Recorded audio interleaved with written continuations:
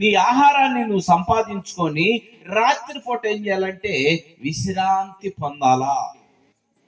విశ్రాంతి పొందాలా. పగలంతా పని చేసావు, రాత్రి విశ్రాంతి పొందాలి. విశ్రాంతి పొందటం అంటే ఏంది? నిద్రపోవటం ఉండాలి. నిద్ర, అవునా కదా? నిద్రపోవాలి. సో దేవుడు లోకమును ఎంతో ప్రేమించాను.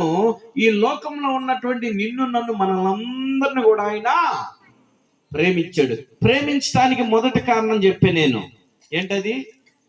సూర్యుడు, అమ్మా, చంద్రుడు. రెండో కారణం ఉంది. రెండో కారణం ఏంటంటే గాలి, నీరు కదా. గాలి ఉచితంగా ఇచ్చాడు దేవుడు. ఏమైనా ఖరీదు ఉందా గాలికి? అమ్మా, ఉందా? ఉంది. గాలికి ఖరీదు కూడా ఉంది. సో దేవుడు మానవులందరికీ అందరూ సమానులే, ఎవరు భేదం లేదు, ఏ భేదం లేదు, తెలుపు నలుపు అనే భేదం లేదు, భాషలు అనే భేదం లేదు, అందరికీ సమానమే. సమానముగానే దేవుడు గాలిని ఇచ్చాడు.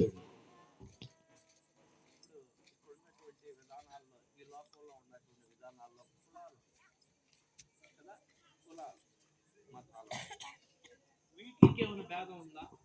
వాళ్ళకి కూడా అందరికి సమానంగానే దేవుడు చూశాడు, అవునా కదా? ఏ భేదం లేదు. ఏ భేదం లేకుండా అందరికీ సమానంగానే ఇచ్చాడు. ఏంటిది? గాలి. గాలి మనం పీల్చుకోలేకుండా ఉన్నామంటే కారణం ఏంటి? వెళ్ళిపోయినట్టే లెక్క, అవునా కదా? గాలి పిలవలేకపోతే చచ్చిపోయినట్టే లెక్క. కానీ గాలి అందరికీ దొరికే విధంగా ఫ్రీగా దేవుడు పంచాడు గాలిని. ఆహారం అయితే మనం పంచలేం. ఒక కట్ట బియ్యం వండితే ఇక్కడ సరిపోకపోవచ్చు, సుమారు ఉదాహరణకు చెప్తున్నా. కానీ గాలి అందరికీ, మనం చేసేది ఒక కట్ట 2 కట్టలు వండినా సరిపోకపోదు.